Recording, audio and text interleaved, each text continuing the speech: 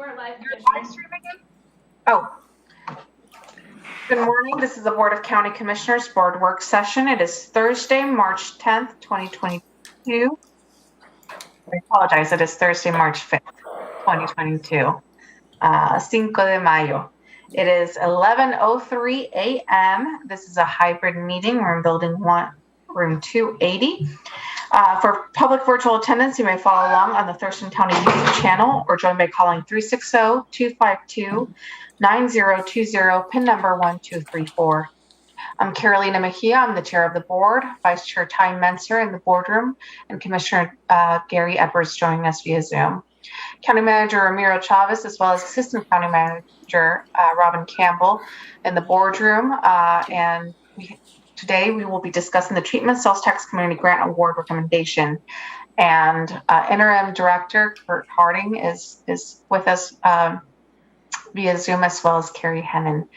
So with that, who am I passing this to? Thank you, Mayor. Just a quick introduction. This is a yearly event where the Board of County Commissioners will hear some recommendations related to the community grant process that we went through. As any past years, there's always more applicants with the money the board has set aside. So although that decision is needed today, I will bring this item for final decision on Tuesday morning, just to give the board the opportunity to weigh in the proposals. If the board wants to have any type of changes on those proposals, certainly that will be on Tuesday morning. So with that in mind, Carrie? Good morning, Commissioners. Carrie Hennon, Public Health and Social Services. Just want to take a quick moment to introduce Shaylin Begornia, who joined in February as the Treatment Sales Tax Data Analyst after spending about a year and a half working on the incident management team, doing pretty much every different role you can imagine related to COVID response. So really happy to have Shaylin on board, and you will probably hear more from her in the future. Okay, so as the county manager said, the board set aside funds for treatment sales tax community grants. Due to the kind of strong revenue and strong fund balance for TST, we actually have a bunch of contracts already out for community grants, over $300,000 that are already under contract. And then this is an additional set of funds. So the board set aside $400,000 a year each year of this biennium, 2022 and 2023. So in January, I came to you. We issued a request for proposals in January. Proposals were submitted in response to that request for proposals. There were some complications, potential duplication, need for clarification with this first set of proposals. So we had some internal discussion and actually communicated with agencies that we weren't moving forward with contracts related to those proposals. We provided feedback, we asked for clarifications, and we reissued the RFP pretty quickly. So that went out in March, and proposals were submitted by April 7th. We received 11 proposals, and they were reviewed by a team, including TST advisory committee members and county staff with some subject matter expertise related to behavioral health, et cetera. So that team has developed a recommendation for you that hopefully you have in your packets. Can I go ahead and share my screen with the list of proposals? Yeah, go ahead. You want to. Okay, great. All right, do you see my screen? Yeah. Yes, we do. Okay, great, thanks. Okay, so the proposals are sorted based on the score agreed to by this review team. So the top scoring and kind of most highly recommended proposals at the top, and sorted kind of going down by score. So as you can see, we again received 11 proposals, and the recommendation from the review team is to fully fund 3 of those proposals and partially fund a 4th proposal. So I can kind of go through these in order, and obviously please stop me if you have questions. So the top scoring proposal is from Heart Strides. You have probably heard of this agency before. They do receive TST funds through an agreement with juvenile court. They were originally a TST contract, a community grant recipient several years ago. They work with juvenile court and serve youth with delinquency matters or civil matters. This proposal would expand their capacity and allow them to expand eligibility. So still serving young people with behavioral health needs, but making it possible to serve more young people, including dependent youth, and they could accept youth from just outpatient treatment providers who might benefit from this service. So this program has been well received by participants in the past. It is a very different approach involving young people in equine therapy. I think what we hear is that this serves young people who have engaged in lots and lots of different forms of more formalized, more traditional treatment may be able to engage differently or engage kind of in a just kind of new and unique way through this program. So this was recommended by the committee. Second proposal is from Providence. So Providence is launching a mobile health clinic, which will serve houseless individuals and provide both medical services and mental health services. They already have some existing funding for this. The request here would enable them to really have 2 full teams. They have 2 vehicles to go out and do mobile health services. And so this proposal would fund the mental health portion of this overall mobile health clinic. Obviously, serving individuals who are experiencing homelessness has been a priority for treatment sales tax, is a big issue in our community. So this proposal was also well received by the review team. Shall I continue to press forward and you'll stop me if you want? Yes. Okay. Next up, Peer Olympia. Peer Olympia is a new agency in our community. They have a presence in other communities in our state, Spokane, King County, a couple other places. And I think the review team really liked that this is, again, a different way of engaging people. So there's a strong evidence base around people with behavioral health needs being able to engage with peers. And this model is a little bit more of a drop-in model, but a drop-in with a lot of structure. I was actually looking at their Facebook page this morning just to kind of refresh my memory on the types of services they're providing. And there's a really impressive list of different types of support groups that they're kind of facilitating with peers, engaging individuals in the community. So they have support groups for parents in recovery, support groups focused on meditation, 5 or 6 other types of support groups. So a different model from just funding kind of traditional treatment, but one that we thought had some real potential to be a strong recovery support. So the request here would allow them to recruit more peer coaches, serve more people, provide some training for people who are working as peers, and expand their hours. And so that, again, was recommended by the review team. And then the fourth proposal, this is the one being recommended for partial funding, and that's kind of shown in this row. So Family Support Center of South Sound. This really came from some discussions with our own county treatment courts, so DUI drug court, mental health veterans court, family recovery court.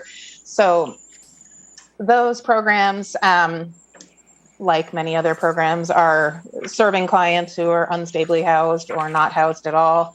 They've managed to have success through some other TST resources in helping connect single adults to housing, often in Oxford houses or other clean and sober housing. But when they encounter families who are unhoused, it is just that much more challenging for all the reasons we're kind of aware of in this community. So this would specifically respond to that need, where Family Support Center would kind of develop a program oriented to the needs of families involved in treatment courts and helping connect them to housing and providing rental assistance while they engage in their therapeutic court program. So those are the 4 that were recommended for funding. And then, as always, as the county manager said, there's more proposals than there were resources set aside. And a lot of those are, as always, from great community partners doing great things. I can kind of give a brief overview of those and some of the reasons that the committee didn't recommend those, while acknowledging, again, that all of these are valuable services meeting important community needs. So the next proposal was from Pack Mountain. Pack Mountain, through a contract with the Sheriff's Office, does receive some TST community funds to serve a group of people in custody, helping to connect to employment as they release to the community. This request, again, employment a big priority, wasn't prioritized because the way it was written, I think the review team perceived it as providing more service to the existing population that's already being served rather than really serving a broader population. So there was a little bit of kind of a disconnect there. I think a lot of us involved in TST are hopeful that the relationship with Pack Mountain will be able to be really strengthened going forward through the resource hub, and there may be some opportunities there for connection going forward. But at this point, the way this proposal was written didn't feel like it was really responding to the needs that we're seeing. Next 2 proposals, separate proposals, both from Catholic Community Services. One to provide case management to individuals living at the mitigation site in Olympia. Again, great need. I think the reason that one didn't kind of rise to the level of being recommended was because of various other resources in the community that have recently been developed or are in development to serve individuals experiencing homelessness. So, for example, the health clinic that's kind of in the second row on this chart could serve individuals experiencing homelessness in a number of different locations, including the mitigation site. So the idea is that there's a lot of other kind of mobile services that are in place or in development that could hopefully meet at least some of that need. Next up, again, Catholic Community Services, arrest and jail alternatives, also providing great service. The reason this one wasn't prioritized was kind of a perceived little bit of an overlap with the law enforcement assisted diversion program. They are serving slightly different populations, but doing a lot of the same work. And so the feeling was that since the county is kind of heavily invested in law enforcement assisted diversion, that the AJA arrest and jail alternatives didn't rise to that priority level. The next 2 proposals, I'd say, have a little bit in common in that both are recipients of current TST community grants that are funded through the middle of next year. Both of these, of course, would provide additional resources to kind of expand and deepen those services. But I think the feeling on the review team was that it wasn't enough of a value add compared to some of the other proposals that were submitted and ranked a little bit higher. And then so many proposals, we had to do 2 pages this time. Next proposal, Northwest Resources. This focused on behavioral health workforce and included a lot of potential strategies to address workforce shortage. I think there is strong agreement that behavioral health workforce shortage is a huge problem and a huge limitation. The reason this one didn't score as well was really because at the state level, the state has set aside quite a bit of money to invest in behavioral health workforce, and it is hoped that a lot of that funding will go directly to behavioral health providers to really work on retention and recruitment. And I think we wanted to sort of let the state take the lead on what is really a big systemic statewide issue. And then finally, the last proposal on the list came from Community Youth Services. This, as you see from the dollar amounts, was a relatively small ask, but most of that was focused on availability of Narcan. And I think we felt that there are other ways through some work that the Healthcare Authority is rolling out and existing resources through the Washington Department of Health that could kind of help them meet that need. So I have been working directly with this agency to make sure they are plugged into the various state level options for expanding Narcan supply for this population. So bottom line, just to add up the dollar amounts, so there was about $1 million requested in 2022, 1.6 million in 2023. What was set aside in the budget was $400,000 a year. Because of where we are in the year, unfortunately, it's hard to make the years add up to the same amount to provide the same services. So this recommendation of funding, fully funding 3 proposals, partially funding that 4th proposal, totals a little more than $300,000 in 2022, a little more than $500,000 in 2023. So it adds up to close to that amount that was set aside. It's a little bit off the balance across the years, but I think we feel there is adequate budget authority in the existing budget. There's enough flexibility in public health's TST allocation to manage that, even though it's not equal amounts in both years. So with that, I'd love to hear your questions. Questions? Commissioner Edwards?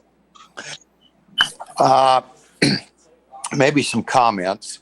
I want to really kind of take my hat off, if you will, to the review team for all their hard work and for the recommendations that they did make. I've always thought those folks were definitely trying to do the right thing, and I agree that they've limited amount of resources, so they just do what they have to do. But sometime in the future, for other groups that are trying to do good things, I would like to have those groups know that I have a little bit of a different philosophy, I guess, and I would like to see some type of residency acknowledgement, I guess, on the priorities they would set to serve clientele. Whether that would be the criteria they develop on how they select who they might serve. But my concern is that we are such a welcoming community, compassionate community, that we want to do everything for everybody. But the reality is there's only so many resources to go around. And I do feel that anytime we can prioritize those local folks in our communities here in the South Sound, and mainly those that are paying into the funds that we fund this with. So I'll just use an example. If I'm a taxpayer, so if I had a cousin or a daughter, son, daughter, relative, whatever, I would prefer to have that person obtain treatment over somebody from Kansas City. So I would just like to point that out, that if all things being equal, and then the residency thing played in, that was going to be kind of our focus, to try and help local people so that tax-paying public was actually getting the benefit rather than bringing in outsiders. So that's just a philosophy that I have, but I commend the review group for making this recommendation, and I'm with them on this. Thank you. Hey, Carrie, can you stop sharing your screen, please? Commissioner Menser? I guess I'm just questioning the the numbers and how they work, because the requests for 2023 are a lot bigger. I guess that's because we're only halfway through. But if we're allowed, I'm looking at Robin, we allocate 400,000 per year, calendar year. Right. So why, what happened to the, if we only spend 312 because we've wasted half the year, I'll just put it that way, not getting these grants out to the groups, is that why maybe we can spend 524 next year, so that over the year and a half we're spending the 400,000? Is that the idea? That is the idea. And Carrie reached out to me before she put this proposal in front of you. What we can do, and this is part of the rollover concept in the biennial budget, is because they were delayed in getting the grants out to the community. As you observed, there's less time to spend this year, and we'll take the part of the money that they don't spend this year, roll it into 23, and so you have a larger amount available next year. And then part of the discussion that Carrie and I had is that does not mean that when you look forward to 2024, you're committing to 500,000 in that year. In that year, the board still has, you'll start out with 400,000 or, more or less at the board's discretion. You're not locking yourself in by doing this larger amount in the second year. Okay, I think I understand. I don't know that I have any questions. I just sure wish we could fund, the things like that just missed the cut look really good, but I trust the I don't have any philosophical quibble with how the scoring committee came up with their numbers. We've changed them in the past. The board has actually tinkered with the recommendations and moved some things up and squeezed some extra money. So it's not like we don't take that prerogative, and there's been years where I wasn't in complete agreement with some of the decisions, but I don't have a strong feeling. My seatmates do. I'm happy to keep my ears open, but I guess I'm fairly comfortable with what I'm seeing.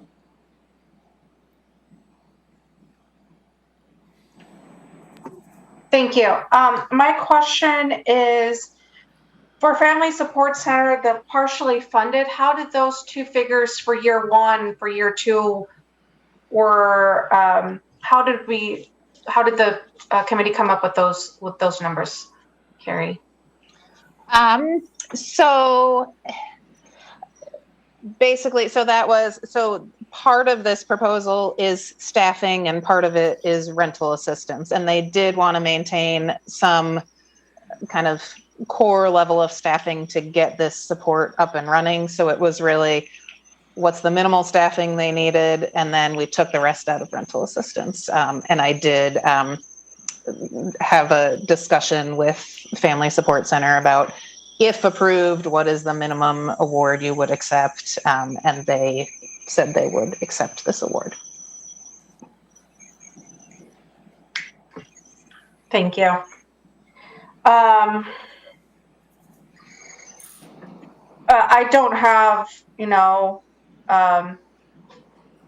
any big recommendations. I guess just a comment for the future. I've seen the Parents for Parents peer case management and support coming from Superior Court myself, and working with the Family Juvenile Court. I've seen the impact that it's made on several parents going through dependencies, and how that really impacts our community really to its core, and people that are trying to get back on track. So,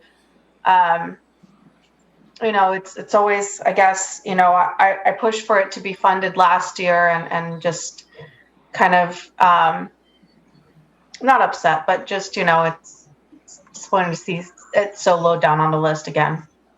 And just as, I think it's clear on there, they are still funded with some TST funding that runs through mid 2023. It's just the recommendation to add to that was not prioritized. Yeah. So. County Manager? Just, and I think in past conversations, I have asked the question, what is the ended fund balance of treatment sales tax? It's huge.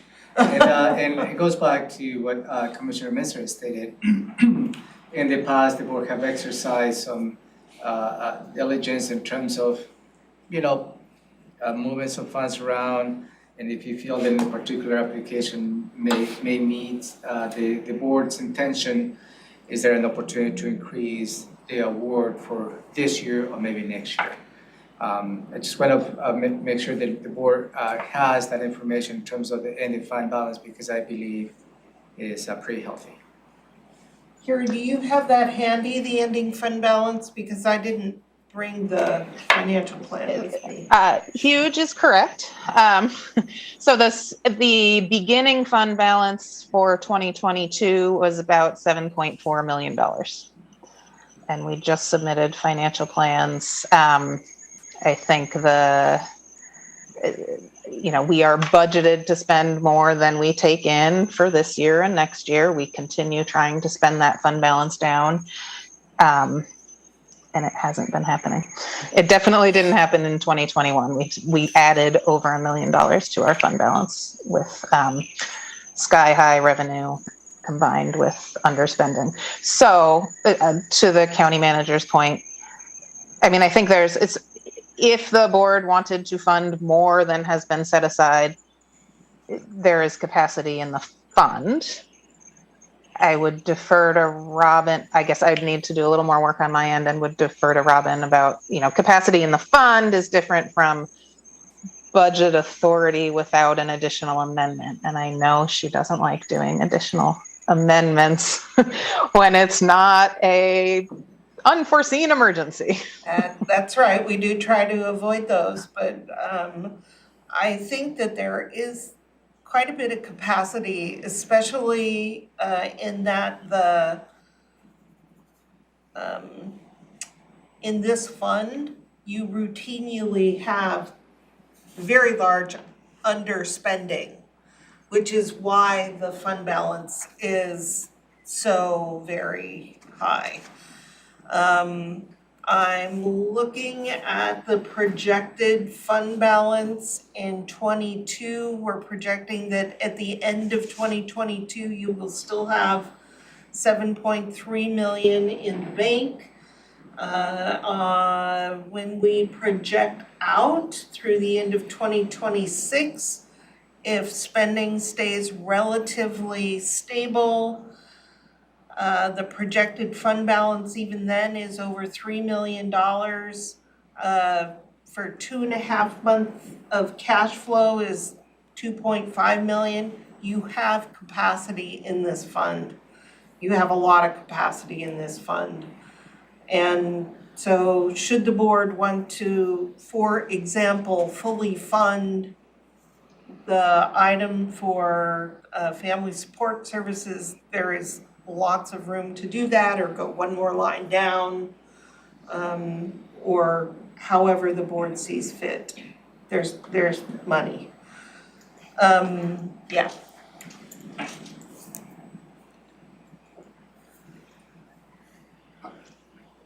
Real quick. Go ahead, Commissioner Munzer. So I'm glad that Commissioner Mejia and County Manager reminded me, because wasn't Family Education Support Services something we grabbed that was kind of not recommended for funding, but we funded? Right. And it says in this column that they're currently receiving a community grant. So I guess I'm wondering, so they're getting what we gave them before, but they're asking to expand further with this request here. Carrie? Correct. Yes. Okay, I didn't catch that first time through. Yeah, so we now have, well, I guess these aren't out yet, but we have a set of community grants already under contract. Services are underway, cooking along, and this would add to that. And yes, a couple of these requests kind of intersect with the existing community grants. Was that a reason why they scored less, or was there other elements that knocked them down a little bit? That was largely the reason. I think that particular proposal that you're asking about wasn't there's the sort of, when you're scoring proposals, you have to score what's written. So there's, what you hear from the community versus what's written on the paper. And I think it wasn't the most strongly written proposal. Because I'm reminded of the conversation we had last year, and this is a large reason why I rely on the committee's recommendations, because there's this nuance about other avenues of funding sources and stuff. And if I remember right, one of the arguments for this program was that it really didn't have another way to get funded versus some of the other proposals had other ways that they could plug into funding. And that's why the board, if I'm remembering this right, that was one of the reasons why the board went ahead and added funding for this program, because we didn't feel like it would exist without it. And I don't know, We didn't fully fund it, by the way. Sorry to interrupt. Well, so no, I mean, I'm just pointing that out because to the extent that you guys are relying on that type of reasoning, that's kind of beyond us sitting here as commissioners. We don't have that knowledge of exactly what the alternatives are for these programs. How can we keep the most valuable programs afloat in our community? And I rely on the scoring matrix and the expertise of the committee to kind of think that through. So that's definitely part of the discussions, and in fact is part of the proposal process. We do ask, what are your other funding sources? What will you do when this grant runs out? Have you looked into everything? We try to ask that in a lot of different ways, but are you sure you can't bill Medicaid? Have you looked over here? We try to, really get agencies to think that through. So, yes. Okay, thanks. I have a question, if I may. Okay. Go ahead, Rob. Thank you. And it's about the Family Support Center proposal. I recall a conversation with the advisory committee about housing being foundational to someone's recovery. And I completely agree with that. However, I do have a question about how this would fit in with all the other housing programs that the county provides. Great question. So one of the reasons that this remains a gap is, I know enough to be dangerous again. So the way most of the county's homeless housing funding programming runs through coordinated entry. Coordinated entry prioritizes people in a certain way and is really prioritizing people who are the most vulnerable, who have the least resources. Originally those tools were written, who are the most likely to die on the street. Some of the families involved in treatment courts actually don't score that high on coordinated entry. They may be literally homeless, or they may be doubled up and not even experiencing literal homelessness. They may not be scoring as high on coordinated entry because they do have some of these other supports in place, like their participation in a treatment court program. So they don't get to the top of that list. That said, we invest heavily in these treatment courts. I think we believe in these treatment courts since we invest heavily in them. So you end up with this sort of mismatch of, well, we're providing this intensive service, but we can't, this kind of smaller number of families who need housing are going to have trouble getting it through a coordinated entry system. This would provide kind of another avenue to that. But it's a great question, and you can debate the philosophical sort of underpinnings of who should be prioritized and who should be prioritized across different fund sources. But that's really, I think, kind of the crux of the matter. Thank you. I appreciate that was thought about, and that's a very thoughtful answer. Thank you. Sure. Commissioner Edwards, any Further questions or comments? Just one for clarification. So today, with all commitments recognized, what's the ending fund balance today, Robin?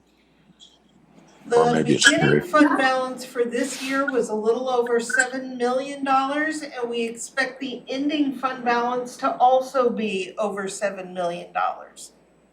If all the expenditures. Yes, if materialize. everything gets spent, and it usually doesn't all get spent There's quite a bit of reversion, significant reversion every year. every year. So for example, in 2021, I'm not sure what the budget was, but the program only spent $6.5 million.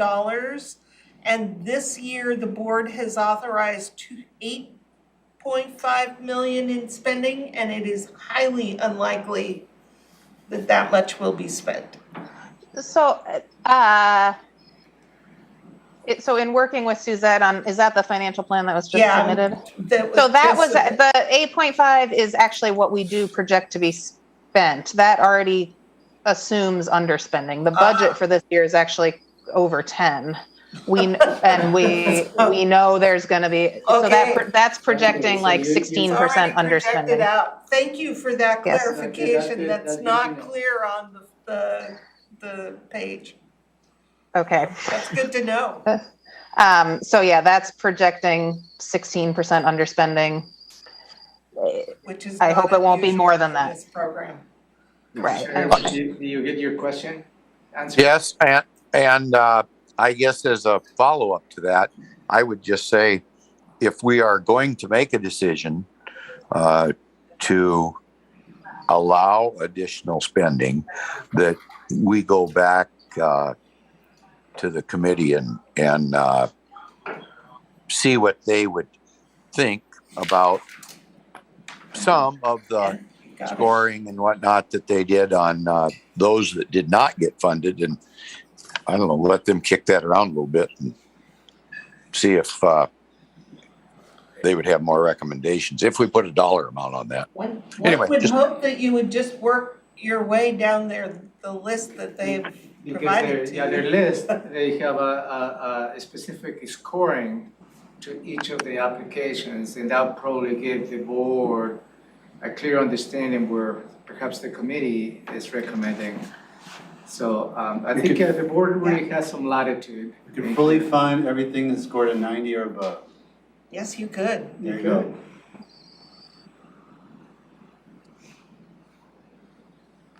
Well, that'd be pretty easy to do. Yeah, So, that's what I'm thinking. So Okay. perhaps the board members may need to take some time to think about this. Decisions And I to- will bring this on Tuesday morning. That will be a good conversation to have. And then at that point, I may ask, perhaps Robin or Carrie, to give us a sense as to what will be additional spending the board may consider. A solid number. We understand the fund balance. We understand the commitments in the long term. But also what will be a good, soft number that perhaps the board can target if the board willing to go below the proposed cutoff line. That will be my suggestion, Madam Chair. Okay. How does, commissioners? yep, I'm good with that. Can I just clarify, are you asking for something before Tuesday, County Manager? Yes, it's just to give and we'll bring that number, so at least the board has a number to consider. Go Okay. beyond the 400,000 a year. So Carrie, we'll connect. I'll try to carve out a little time today, because I'm gonna be off next week. But I'm gonna say right now, I'm gonna go out on a limb. At first blush, since this is all one-time funding, you can fund the whole list. Yeah, Carrie, Well, that makes Carrie uncomfortable, and that's the first blush. Let's think about that a Yeah, little bit so more. we'll work on the financial plan and give you a better number.